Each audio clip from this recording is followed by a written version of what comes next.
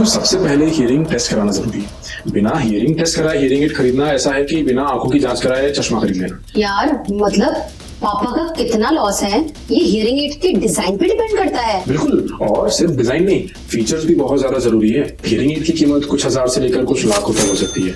Over the counter hearing aids होते हैं जो काफी सस्ते होते हैं, लेकिन सीरियस हियरिंग लॉस के लिए ये कोई काम नहीं करते। ऑनलाइन यहाँ पे ढेर सारे ऑप्शंस हैं, बहुत सारे ब्रांड्स हैं, बहुत सारी रिटर्न पॉलिसी है, खुद ही चेक करना होगा, और एक्सपर्ट गाइडेंस का तो भूल ही जाओ। खरीद ली मशीन, लेकिन उसके बाद अगर कोई प्रॉब्लम हुई फिर? हाँ, उसके लिए वारंटी और ट्रायल पीरियड बहुत जरूरी हो जाता है। अच्छे ब्रांड्स कुछ दिन का ट्रायल पीरियड देते ही हैं, ताकि अगर हियरिंग एड पेशेंट को सूट नहीं कर रहा हो तो दूसरा हियरिंग एड ट्राई किया जा सके। वारंटी चेक करना भी बहुत ज्यादा जरूरी है। पापा को ना सुनने की दिक्कत आ रही है, लेकिन यार मुझे समझ में नहीं आ रहा है कि मैं क्या करूं। सोच रही हूँ उनके लिए कि एक हियरिंग एड ले लूं, लेकिन यार इतने सारे ऑप्शन है ना कि मैं कंफ्यूज हो गई हूँ।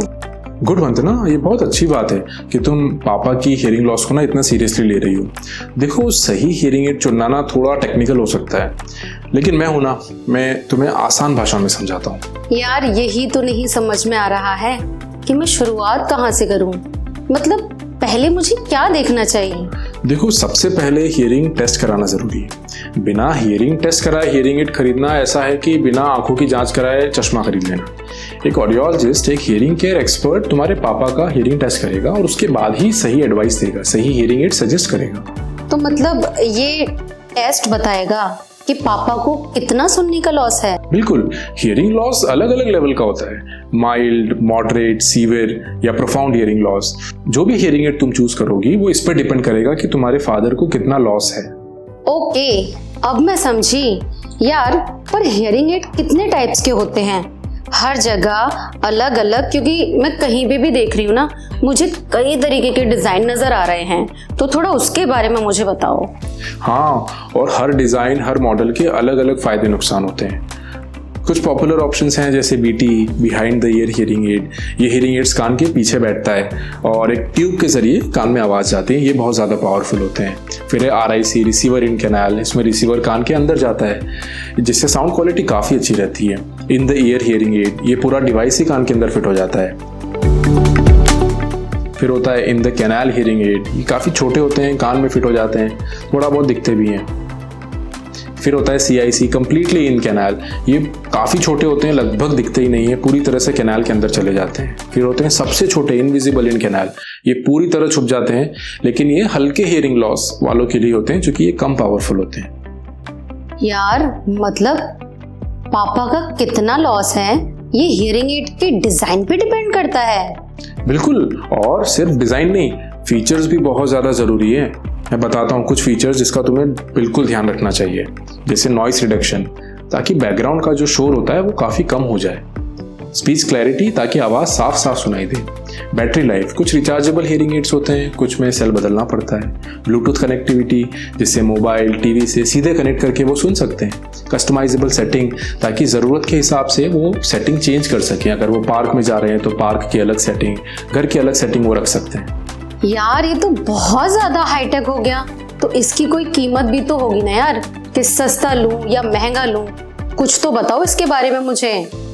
हाँ देखो, हियरिंग एड की कीमत कुछ हजार से लेकर कुछ लाखों तक हो सकती है। Over the counter hearing aids होते हैं जो काफ़ी सस्ते होते हैं, लेकिन सीरियस हियरिंग लॉस के लिए ये कोई काम नहीं करते। फिर होते हैं प्रेस्क्रिप्शन हियरिंग एड, जो एक ऑडियोलॉजिस्ट डिस्पेंस करता है। ये थोड़े महंगे ज़रूर होते हैं, लेकिन एक प्रोफेशनल फिटिंग और एक प्रोफेशनल एडजस्टमेंट के साथ आते हैं। ओके, तो यार एक बात बताओ नवाज मुझे, ये तो तुमने मुझे बता दिया कि हियरिंग एड कैसे कैसे होते हैं, लेकिन यार इनको लेना कहाँ से ज्यादा सही रहेगा? देखो, तुम्हारे पास 3 ऑप्शन है। सबसे पहला, सबसे बेस्ट, किसी ऑडियोलॉजिस्ट से, हियरिंग क्लिनिक से हियरिंग एड लेना।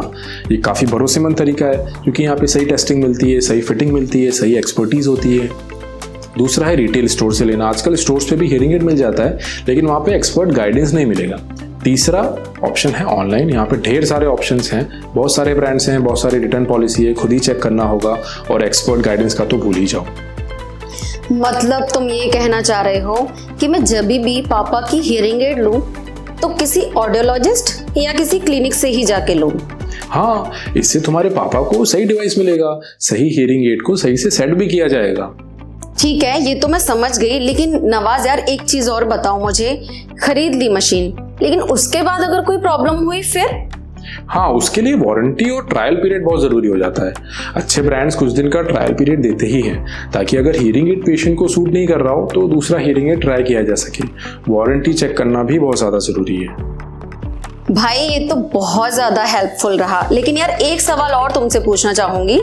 आखिर इन मशीनों को हम मेंटेन कैसे करेंगे, क्योंकि मेरे फादर इस मशीन को मेंटेन करने के लिए भी तो उनको कुछ जानकारी चाहिए होगी ना, तो वो मुझे थोड़ा तुम बताओ। हियरिंग एड को मेंटेन करना बहुत आसान है। रोज उसकी सफाई करो एक साफ कपड़े से। वैक्स फिल्टर अगर खराब हो गया है तो उसे क्लीन कर लो। अगर पसीना ज़्यादा आता है तो डिह्यूमिडिफायर का यूज़ कर लो। और सबसे ज़्यादा ज़रूरी है किसी ऑडियोलॉजिस्ट से रेगुलर टेस्टिंग और एडजस्टमेंट करवाते रहो। ओके भाई, मेरी एक चीज तो समझ में आ गई कि मुझे सबसे पहले पापा का हियरिंग टेस्ट करवाना है, उसके बाद उनका हियरिंग एड लेना है। लेकिन यार नवाज, तुम तो गुरु निकले यार, बहुत ही अच्छी तुमने मुझे सलाह दी और सच में बहुत हेल्पफुल है ये मेरे लिए, ताकि मैं अपने फादर को एक अच्छी मशीन दे सकूं। So thank you so much Nawaz. कोई बात नहीं, जब भी चाहो पूछ लिया करो। बिल्कुल।